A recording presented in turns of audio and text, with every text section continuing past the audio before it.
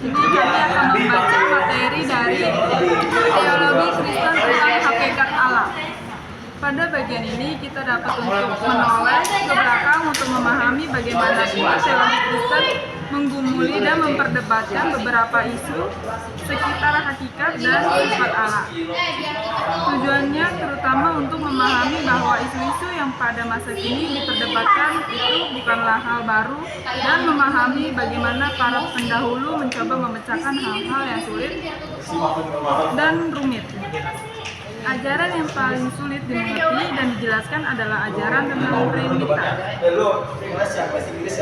Suatu ajaran yang sudah menjadi pokok perdebatan sejak awal kehadiran kekristenan, sesuatu yang tidak bisa juga dihindari karena memang Alkitab sebagai dasar kepercayaan Kristen menggambarkan Allah dengan berbagai cara.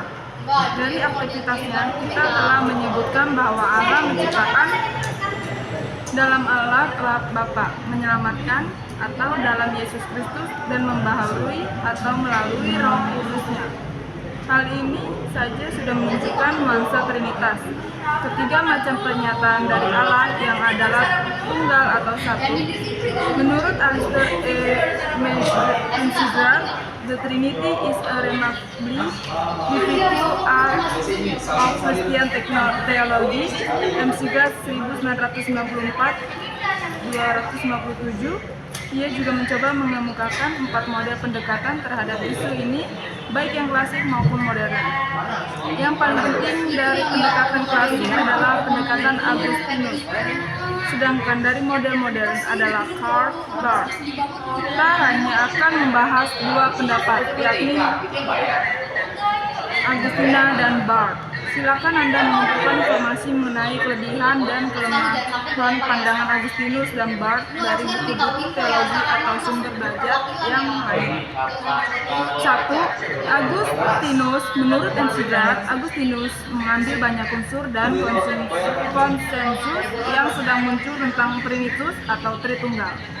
Hal ini dapat dilihat dalam penolakannya yang keras atau bentuk subordinasisme apapun.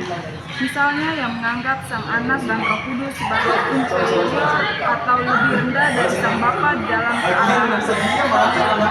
Agustinus berpendapat bahwa tindakan dari ketiga unsur Trinitas harus dipahami di belakang tindakan dan setiap unsur. Misalnya manusia diciptakan bukan saja menurut imago Dei atau gambar Allah, melainkan juga menurut gambar Trinitas. Perbedaan penting dibuat antara kealahan yang kekal dan Sang Anak dan Roh, dan tepatnya dalam urusan keselamatan. Meskipun Sang Anak dan Roh kelihatannya lebih kemudian dari Sang Bapa, penilaian ini hanya berlaku dalam peranan proses penyelamatan. Dan meskipun Sang Anak dan Roh tampak lebih rendah terhadap Sang Bapa dalam sejarah, dalam kekekalan semuanya sederajat. Menurut McGrath, elemen yang paling khusus dari pendekatan Agustinus terhadap Tritunggal adalah pemahamannya tentang pribadi dan tempat Roh Kudus menurutnya. Sang Anak didefinisikan dengan kebijaksanaan atau wisdom, dan Roh Kudus dengan kasih, walaupun ia mengakui bahwa ia tak memiliki dasar alkitabiah terhadap identifikasi ini. Ia menganggap hal ini sebagai kesimpulan yang masuk akal dari bahan-bahan Alkitab. Taurat membuat kita tinggal dalam Tuhan dan Tuhan dalam kita. Identifikasi yang eksplisit dari Roh sebagai dasar kesatuan dari Allah dan orang-orang percaya itu penting sebagaimana ia menunjukkan kepada ide Agustinus tentang Roh sebagai pemberi komunitas atau persekutuan. Roh adalah karunia ilahi yang mengikat kita dengan Allah. Karenanya ada hubungan dalam Allah Tritunggal terhadap tersebut. Singkatnya, Agustinus ingin mengatakan bahwa Roh Kudus membuat kita tinggal dalam Allah dan Allah dalam kita. Tetapi kita adalah Alkitab dari kasih. Karena Roh Kudus adalah Allah yang adalah kasih. Salah satu ciri yang paling khas dari pendidikan Agustinus terhadap Trinitas adalah upaya mengembangkan analogi-analogi psikologis. Ia berpendapat bahwa dalam menciptakan dunia dan isinya, Allah telah meninggalkan jejak yang khas dan dalam ciptaannya. Jejak itu pada manusia sebagai ciptaan tertinggi. Oleh karena itu, kita perlu berpaling kepada kemanusiaan dalam upaya kita mencari gambaran tentang Allah. Agustinus mengambil langkah lebih jauh yang sangat disayangkan oleh banyak pihak. Atas dasar pandangan dunia yang dipengaruhi oleh Neoplatonis, ia kemudian mengatakan bahwa pikiran atau mind manusia adalah puncak dari kemanusiaan. Karena itu, terhadap pikiran manusia individual, dan ke arah itulah seharusnya para teologi berpaling dalam mencari penjelasan tentang misteri Tritunggal dalam penciptaan. Individualisme yang radikal dari pendekatan ini digabungkan dengan intelektualisme yang nyata, berarti bahwa ia memiliki jalan untuk menemukan trinitas dalam dunia mental individu-individu daripada misalnya dalam hubungan-hubungan personal. Kedua, Karl Barth. Kini kita beralih ke contoh modern tentang penjelasan dari sistem trinitas. Karl Barth mengemukakan pandangannya sebagai reaksi terhadap rivalnya, Schleiermacher. Bagi Schleiermacher, trinitas adalah kita terakhir yang dapat diucapkan tentang Allah. Sedangkan bagi Barth, justru trinitas adalah kata yang harus dibicarakan sebelum kita bicara tentang penyataan sebagai suatu kemungkinan. MC Grad 1994-261. Intisari dari pendapatan Barth bisa kita sajikan dengan lebih sederhana, walaupun sulit dipahami. Kenyataan bahwa penyataan tersebut membutuhkan suatu penjelasan. Bagi Barth, hal ini mengandung arti bahwa manusia adalah pasif dalam proses penerimaan kenyataan. Proses penyataan dari awal sampai akhir ada di bawah kekuasaan Allah sebagai Tuhan. Jadi, untuk terwujud penyataan Allah harus mampu mengakibatkan penyataan diri kepada manusia berdosa. Walaupun mereka berdosa, menurut Barth, ada hubungan yang langsung antara yang menyatakan diri dan penyataan itu. Jika Allah menyatakan diri sebagai Tuhan, Allah mestinya adalah Tuhan lebih dahulu dalam dirinya.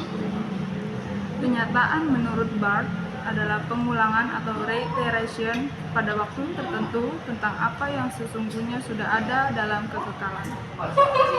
Karena itu, ada hubungan yang langsung antara dua hal berikut. Pertama, Allah yang menyatakan diri. Kedua, kenyataan diri sendiri dari Allah dalam bahasa teologi Trinitas. Hal ini berarti Sang Bapa dinyatakan di dalam Sang Anak.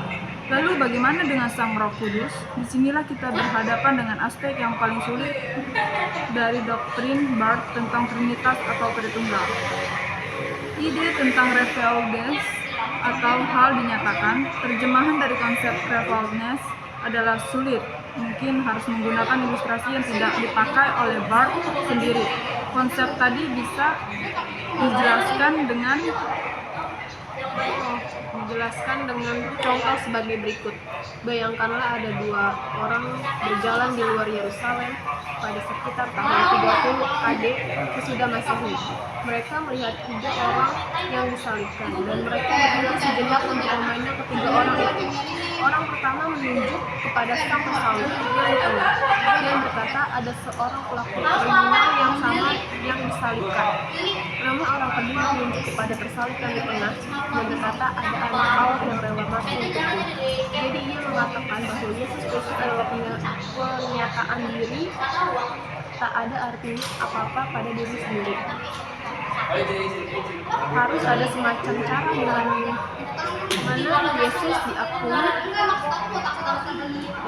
sebagai pernyataan diri Allah, pengakuan akan pernyataan sebagai pernyataan yang membentuk ide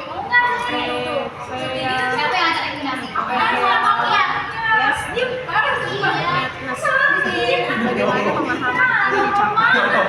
Sangat jelas dalam hal ini, kemanusiaan yang berdosa, orang berdosa tak mampu mencapai pemahaman itu tanpa bantuan. Barth sama sekali tidak peluang bahwa ada peranan positif manusia dalam menafsirkan pernyataan, karena percaya bahwa hal ini sangat tergantung kepada kenyataan ilahi terhadap manusia. Interpretasi pernyataan sebagai kenyataan haruslah pada dirinya merupakan karya Allah, dan atau lebih akurat lagi adalah pekerjaan Roh Kudus. Manusia tidak mempunyai kemampuan mendengar firman Tuhan, dan karena mendengar dan kapasitas untuk mendengar adalah pemberian dalam satu tindakan Roh Kudus. Lebih jujur bila kita katakan bahwa kita tak seluruhnya bisa memahami misteri kebenaran itu. Meskipun sudah ada berbagai upaya dilakukan oleh para teolog dari dulu sampai sekarang, bukan hanya Allah walau sudah menyatakan dia tetap saja merupakan misteri yang tak tuntas untuk dimengerti. Bila ada orang percaya kepada Allah yang menyatakan diri dalam Yesus, menurut Bart, hal itu karena dinyatakan oleh Allah sendiri melalui Roh Kudus, karena pada dasarnya manusia berdosa tak mempunyai kemampuan untuk melakukan hal itu. Segala bentuk penjelasan tentang Tritunggal akan memuaskan rasio manusia apabila dalam dunia yang sangat mengagumkan penalaran, apa yang kita butuhkan adalah iman, dan yang bukan bertentangan dengan rasio, melainkan iman yang melampaui rasio kita. Setiap orang bukan saja berkewajiban memahami apa yang dipercaya, tetapi itu juga merupakan hak untuk menjelaskan apa yang dipercaya.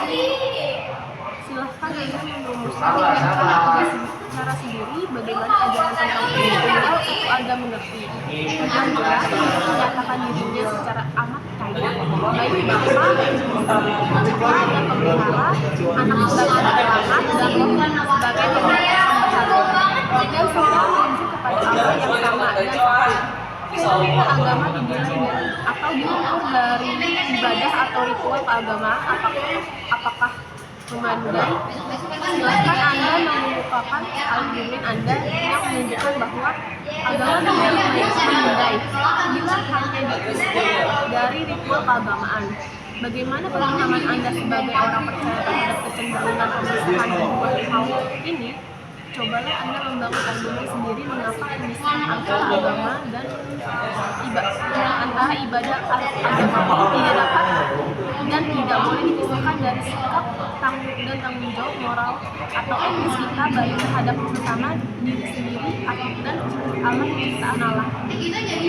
Cobalah cari dasar-dasar Alkitab untuk membangun argumen Anda. Pengalaman keberagamaan adalah sesuatu yang sangat pribadi, meskipun praktik keberagamaan bisa saja bersifat komunal. Oleh sebab itu, Anda dipersilakan untuk mengomunikasikan atau mendeskripsikan dengan bahasa dan kata-kata sendiri mengenai kepercayaan kepada Allah sebagai dialami dan dihayati dalam pengalaman keberagamaan Anda. Silakan mengomunikasikan beberapa pengalaman keberagamaan Anda kepada rekan-rekan sekelas. Akan tetapi, apa yang dipahami dan dihayati tentang Allah adalah apabila Tritunggal bukanlah sesuatu yang untuk dideskripsikan dengan bahasa dan kata kepada orang lain. Allah yang atau dasar keberadaan yang mutlak. Semua agama mempunyai konsep sendiri-sendiri tentang yang transgenderisme atau dasar keberadaan yang mutlak. Dalam Kristen yang transgenderisme itu adalah Allah atau Tuhan yang menyatakan diri secara kaya. Misalnya Allah sang pencipta yang disebut Bapa sebagaimana diajarkan dalam doa kami oleh Tuhan Yesus. Allah yang kita percayai adalah Allah penyelamat dalam Yesus Kristus. Rupanya kepercayaan itu mempunyai tempat yang sentral dalam kepercayaan Kristen. Itulah sebabnya dalam pengakuan iman rasuli, ia mempunyai tempat yang utama. Allah penyelamat mengatakan hakikatnya bahwa kasih yang berkorban dengan menjelma menjadi manusia untuk dapat menanggung hukuman dosa manusia. Karena itu, iman sebagai jawaban terhadap kasih Allah memanggil manusia untuk mengasihi Allah melalui kasih kepada sesama dan kepada ciptaannya. Keselamatan yang dikerjakan pada hakikatnya membawa manusia kepada hubungan yang baru dengan Allah dan persekutuan yang benar dengannya, tetapi juga pembebasan dari segala yang menghalangi kita menghayati kemanusiaan kita secara penuh. Keselamatan merupakan pengalaman masa kini, tetapi juga masa yang akan datang. Keselamatan juga sangat komprehensif dan holistik, artinya tidak hanya bersifat spiritual, melainkan juga kesejahteraan manusia. Kini, Injil yang